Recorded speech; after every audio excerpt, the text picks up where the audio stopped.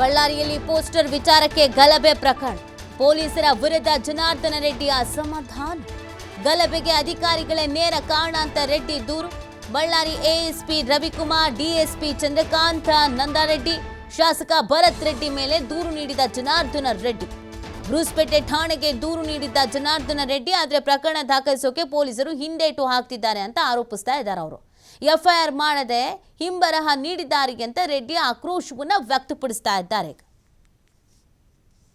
ಆಗದೇನೆ already ಆಗಿರೋ complaints ಅಲ್ಲಿ ಆ ತನಿಖೆಯ ಮುಂದುವರೆದ ಭಾಗವಾಗಿ ಇದನ್ನು ನಾವು ತಗೊಳ್ತೀವಿ ಅಂತ ಹೇಳಿ ಅವರು ಒಂದು ಹಿಂಬರಹ ನನಗೆ ಬರೆದು ಕೊಟ್ಟಿದ್ದಾರೆ. ಆ ಹಿಂಬರಹದಲ್ಲಿ ನಾನು ಇದನ್ನು ಆಕ್ಸೆಪ್ಟ್ ಮಾಡ್ತಾ ಇಲ್ಲ, ಕಾನೂನು ಬಾಹಿರ ನೀವು ಎಫ್ಐಆರ್ ಮಾಡದೇ ಇರೋದನ್ನ ಅಂತ ಹೇಳ್ಬಿಟ್ಟು ನಾನು ನೀಟಾಗಿ ಬರೆದು ಸೈನ್ ಮಾಡಿ ಅವ್ರಿಗೆ ಕೊಟ್ಟಿದ್ದೀನಿ.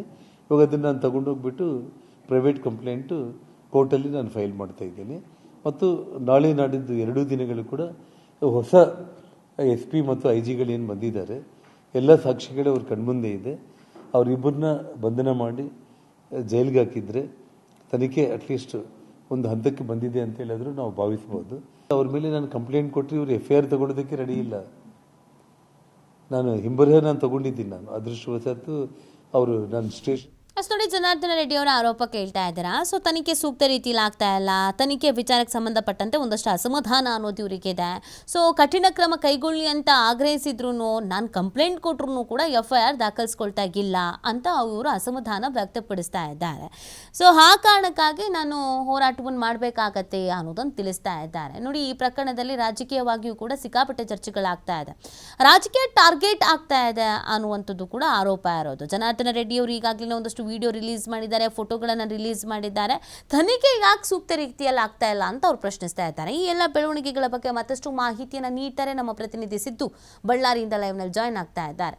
ಸಿದ್ದು, ಒಂದಷ್ಟು ವಿಡಿಯೋಸ್ಗಳು ಹಾಗೆಯೇ ಪ್ರಕರಣಕ್ಕೆ ಸಂಬಂಧಪಟ್ಟಂತೆ ತಂಡವನ್ನು ರಚನೆ ಮಾಡ್ಕೊಂಡು ತನಿಖೆ ಮಾಡಲಾಗ್ತಾ ಇದೆ. ಇದರ ನಡುವೆ ರಾಜಕೀಯ ನಾಯಕರುಗಳ ಆರೋಪ ಪ್ರತ್ಯಾರೋಪ ಜೋರಾಗಿ ನಡೀತಾನೇ ಇದೆ. ತನಿಖಾ ಹಾದಿ ಹೇಗಿದೆ, ಯಾವ ಆ್ಯಂಗಲಲ್ಲಿ ನಡೀತಾ ಇದೆ, ಯಾವ ಹಂತದಲ್ಲಿದೆ, ಏನೆಲ್ಲ ಮಾಹಿತಿ ಇದೆ?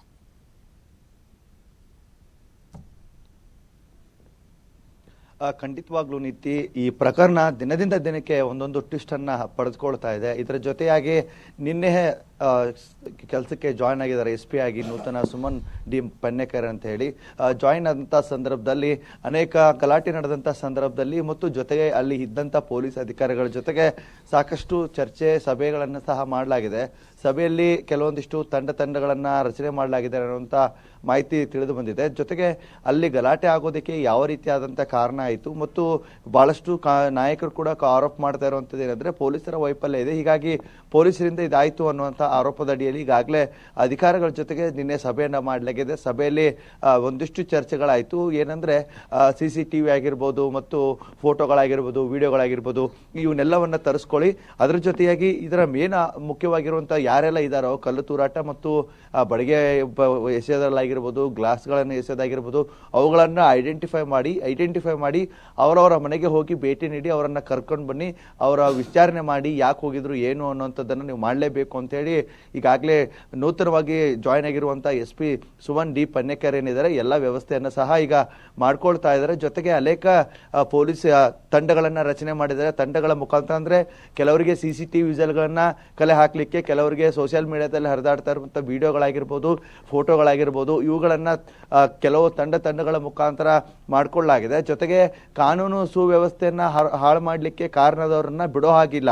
ಯಾಕಂದ್ರೆ ಕಾನೂನು ಅನ್ನುವಂಥದ್ದು ಬಹಳ ಇರುತ್ತೆ ಮತ್ತು ಒಂದು ಸಾರ್ವಜನಿಕ ಕಾರ್ಯಕ್ರಮ ನಡೀಬೇಕಾಗಿತ್ತು. ಇಂಥ ಕಾರ್ಯಕ್ರಮ ಈ ರೀತಿ ಆಗಿದೆ ಅಂದ್ರೆ ಇದು ದೊಡ್ಡ ಅಸಮಾಧಾನ ಮತ್ತು ಈ ರೀತಿ ಅಂತ ಆಗಬಾರ್ದು ಅನ್ನುವಂಥ ನಿಟ್ಟಿನಲ್ಲಿ ಪೊಲೀಸರಿಗೆ ಕೂಡ ಕೆಲವೊಂದಿಷ್ಟು ಸೂಚನೆಗಳ ಸಹ ನೀಡಲಾಗಿದೆ. ಆ ಸೂಚನೆ ಮೇರೆಗೆ ಈಗ ಪೊಲೀಸರು ಕೂಡ ಈ ಹಿಂದಿನಿಂದ ಸಾಕಷ್ಟು ಚುರುಕಾಗಿ ಕೆಲಸ ಮಾಡಲಿಕ್ಕೆ ರೆಡಿ ಆಗಿದ್ದಾರೆ ಅಂತ ಹೇಳ್ಬೋದು. ಜೊತೆಯಾಗಿ ಈಗ ನಿನ್ನೆ ನಡೆದಂಥ ಸಂದರ್ಭದಲ್ಲಿ ಜನಾರ್ದನ್ ರೆಡ್ಡಿ ಅವರು ಸಹ ಒಂದು ಆರೋಪವನ್ನು ಮಾಡಿದ್ರು. ASP ಆದಂಥ ರವಿಕುಮಾರ್ ಮತ್ತು DYSP ಆದಂಥ ಚಂದ್ರಕಾಂತ್ ಇವರ ಮೇಲೆ ಆರೋಪವನ್ನು ಸಹ ಮಾಡಲಾಗಿದೆ. ಯಾಕಂದ್ರೆ ಈ ಘಟನೆಗೆ ಇವರೇ ಪ್ರೇರಣರು. ಅಂದ್ರೆ ಭರತ್ ರೆಡ್ಡಿ SP ಸರ್ಕಲ್ ನಲ್ಲಿ ಇದ್ದಾಗ ನಮ್ಮ ಮನೆಯವರೆಗೂ ಬರೋವರೆಗೂ ಕೂಡ ಅವರು ಎಸ್ಕಾಟ್ ನಲ್ಲಿ ಅವರನ್ನ ಕರ್ಕೊಂಡು ಬಂದ್ರು. ಹೀಗಾಗಿ ಗಲಾಟೆಗೆ ಕಾರಣ ಆಗಿದೆ ಅಂತ ಹೇಳ್ಬಿಟ್ಟು ನಾನು ಬ್ರೂಸ್ಪೇಟೆ ಪೊಲೀಸ್ ಠಾಣೆಗೆ ಹೋಗಿ ಪ್ರಕರಣ FIR ಮಾಡಬೇಕು ಅಂತ ಕೊಟ್ಟರೆ ಬ್ರೂಸ್ಪೇಟೆ ಪೊಲೀಸ್ ಠಾಣೆಗೆ CPI ಅವರನ್ನ ಏನು ಮಾಡ್ತಾರೆ, ನನಗೆ ಒಂದು ಲೆಟರ್ನ ಕೊಡ್ತಾ ಇದ್ದಾರೆ. ಯಾವ ರೀತಿ ಅಂದರೆ ಹಿಂಬರವನ್ನು ಕೊಟ್ಟಿದ್ದಾರೆ, ಇದ್ರ ಬಗ್ಗೆ ನಾವು ಪರಿಗಣಿಸಿದ್ದೇವೆ, ಇದನ್ನು ನಾವು ತನಿಖೆಗೆ ಶುರು ಮಾಡ್ತೀವಿ ಅನ್ನೋಂಥದ್ದನ್ನು ಬರೀ ಹಿಂಬರಹ ಕೊಡ್ತಾ ಇದ್ರೆ ಹೊರತಾಗಿ ಇವರ ಮೇಲೆ ಯಾವುದೇ ರೀತಿಯಾದ FIR ಕೂಡ ಆಗಿಲ್ಲ. ಯಾಕೆ FIR ಅನ್ನು ಹಾಕ್ತಾ ಇಲ್ಲ ಅಂದರೆ ಇವರು ಹಿರಿಯ ಅಧಿಕಾರಿಗಳಿದ್ದಾರೆ ಅನ್ನುವಂಥದ್ದಾಗಿರ್ಬೋದು, ಅಥವಾ ಇವ್ರಿಗೆ ಏನಾದರೂ ರಾಜಕೀಯ ಒತ್ತಡ ಇದೆಯಾ, ಹೀಗಾಗಿ ಇವ್ರು ಯಾಕೆ FIR ಆಗ್ತಾ ಇಲ್ಲ. ಮತ್ತು ನಾನು ಸಾಕಷ್ಟು ಬಾರಿ 6ನೇ ತಾರೀಕಿಗೆ ಇವರ ಬಗ್ಗೆ FIR ಅನ್ನ ಕೊಟ್ಟಿದ್ದೀನಿ, FIR ಕೊಟ್ಟರು ಕೂಡ ಇವರು FIR ದೂರ ದಾಖಲು ಮಾಡ್ತಾ ಇಲ್ಲ, ಇದನ್ನ ಮುಂದೂಡ್ತಾನೆ ಇದ್ದಾರೆ. ಮುಂದೂಡ್ಲಿಕ್ಕೆ ಕಾರಣ ಏನು, ಇದನ್ನ ಇವ್ರು ಏನಾದರೂ ಮುಂದೂಡ್ತಾ ಹೋದ್ರೆ ನಾನು ಇದನ್ನ ಇನ್ನಷ್ಟು ಅಧಿಕಾರಿಗಳಿಗಾಗಿರ್ಬೋದು ಮತ್ತು ಹೈಕಮಾಂಡ್ಗೆ ಇದನ್ನ ಬರೆಯುವಂಥದ್ದಾಗಿರ್ಬೋದು, ಇದನ್ನ ನಮ್ಮ ಕೇಂದ್ರಕ್ಕೆ ಬರೆಯುವಂಥದ್ದಾಗಿರ್ಬೋದು, ಇದನ್ನು SITಗೆ ಕೊಡಿ ಅಂತ ಹೇಳ್ಬಿಟ್ಟು ನಾನು ಮನವಿಯನ್ನು ಮಾಡ್ಕೊಡ್ತೀನಿ ಅನ್ನುವ ನಿಟ್ಟಿನಲ್ಲಿ ಕೂಡ ಈಗ ಜನಾರ್ದನ್ ರೆಡ್ಡಿ ಅವರು ಸಹ ಆರೋಪವನ್ನು ಮಾಡ್ತಾ ಇದ್ದಾರೆ. ಜೊತೆಗೆ ಈ ಗಲಾಟೆಗೆ ಸಂಬಂಧಪಟ್ಟಂತೆ ದಿನದಿಂದ ದಿನಕ್ಕೆ ತಿರುವು ಸಹ ಪಡೆದುಕೊಳ್ತಾ ಇದೆ. ಯಾವ ರೀತಿ ಅಂದರೆ ಈ ಗಲಾಟೆ ಯಾರು ಮಾಡಿದ್ರು, ಎಲ್ಲಿಂದ ಆಯಿತು, ಯಾರಿಂದ ಆಯಿತು ಅನ್ನೋಂಥದ್ದು ಇದುವರೆಗೂ ಕೂಡ ಮಾಹಿತಿ ಲಭ್ಯವಾಗ್ತಾ ಇಲ್ಲ. ಬರೇ ಊಹಾಪೋಹಗಳಾಗಿರ್ಬೋದು. ಒಂದು ಕಡೆ ಕಾಂಗ್ರೆಸ್ಸಿಂದ ಆರೋಪ, ಇನ್ನು BJP ಕಡೆಯಿಂದ ಪ್ರತ್ಯಾರೋಪ ಕೂಡ ನಡೀತಾ ಇದೆ. ಆದರೆ ಇದಕ್ಕೆ ಪರ್ಟಿಕ್ಯುಲರ್ ಆಗಿ ಎಲ್ಲಿಂದ ಆಯಿತು ಅನ್ನೋಂಥದ್ದು ಇದುವರೆಗೂ ಸ್ಪಷ್ಟನೆ ಆಗಿಲ್ಲ. ಆದರೆ ಸ್ಪಷ್ಟನೆ ಮಾಡಬೇಕಾಗಿರುವಂಥದ್ದು ಪೊಲೀಸ್ ಅಧಿಕಾರಿಗಳು ಜೊತೆಗೆ FSLನ ಅಧಿಕಾರಿಗಳು. ಇದರ ಮೇಲೆ ಕೂಡ ಈಗ ತಿಳಿದು ಬರುತ್ತೆ. ಜೊತೆಗೆ ನಿನ್ನೆ ಕೂಡ ಒಂದಿಷ್ಟು 36 ಜನರ ಮೇಲೆ BJPಯಿಂದ ಒಂದು ನೋಟಿಸ್ ಅನ್ನ ಕೊಡಲಾಗಿತ್ತು. ಅದು 107 ಏನು ಕೇಸ್ ಬರುತ್ತೋ 107 ಅಡಿಯಲ್ಲಿ ಅವರ ಮೇಲೆ ಈಗ ಕೊಟ್ಟಿರುವಂಥದ್ದು. ಅದು ಯಾವ ರೀತಿಯಾಗಿರುತ್ತೆ ಅಂದರೆ ತಹಸೀಲ್ದಾರ್ ಕೋರ್ಟ್ನಿಂದ ಕೊಟ್ಟಿರುತ್ತೆ. ತಹಸೀಲ್ದಾರ್ ಮುಖಾಂತರ ಕೋರ್ಟಲ್ಲಿ ಕೊಟ್ಟಂಥ ಸಂದರ್ಭದಲ್ಲಿ BJPಯಿಂದ 36, ಕಾಂಗ್ರೆಸ್ನಿಂದ 30 ಇವರಿಗೆ ಬರ ಹೇಳಲಾಗಿದೆ. ಕೋರ್ಟ್ನಲ್ಲಿ ಅಲ್ಲಿ ಚರ್ಚೆ ಆಗುವಂಥ ಉದ್ದೇಶ ಏನಂದ್ರೆ ನೀವು ಗಲಾಟೆಗೆ ಯಾಕೆ ಭಾಗಿಯಾಗಿದ್ರೆ ಏನು ಅಂತದನ್ನ ನಡೆಸಿ ಮತ್ತೆ ಅವರನ್ನ ಮರಿ ಕಳಿಸುವಂಥದ್ದು, ಯಾವುದೇ ರೀತಿಯಾಗಿ ಮತ್ತೆ ಗಲಾಟೆಯಲ್ಲಿ ನೀವು ಕಾಣಿಸ್ಕೋಬಾರ್ದು ಅನ್ನೋ ನಿಟ್ಟಿನಲ್ಲಿ ಕೋರ್ಟ್ನ ಕೊಟ್ಟಲಾಗಿದೆ. ಇನ್ನಷ್ಟು ಈಗ ನೂತನ SP ಸುಮನ್ ಡಿ ಪನ್ನೇಕರ್ ನೇತೃತ್ವದಲ್ಲಿ ಸಾಕಷ್ಟು ಚುರುಕಾಗಿ ಕೆಲಸಕ್ಕೆ ಮುಂದಾಗಿದ್ದಾರೆ ಅಂತ ಹೇಳ್ಬೋದಾಗಿದೆ. ನೀತಿ. ಫೈನ್, ಥ್ಯಾಂಕ್ ಯು ಸಿದ್ದು ತಮ್ಮೆಲ್ಲ ಡೀಟೇಲ್ಸ್ಗೆ.